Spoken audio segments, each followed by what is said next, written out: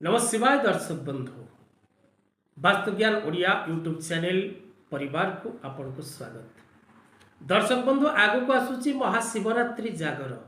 ए पवित्र दिवस रे महादेवंक ठारू शुभ आशीर्वाद प्राप्ति करबा पई एवं महादेवंकर प्रिय होबा पई एवं महादेवंकर शुभ दृष्टि प्राप्ति करबा पई कारण कोपे बर नचेत तोपे बर महादेवंकर शुभ दृष्टि बा शुभ आशीर्वाद जदि आपण को ऊपर थरे रहे तेबे जीवन में आपण कदापि दारिद्र्य रूपक कष्ट भोग करती ना।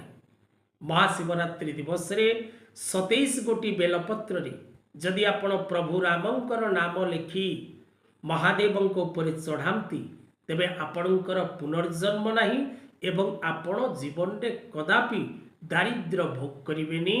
यह सत्य।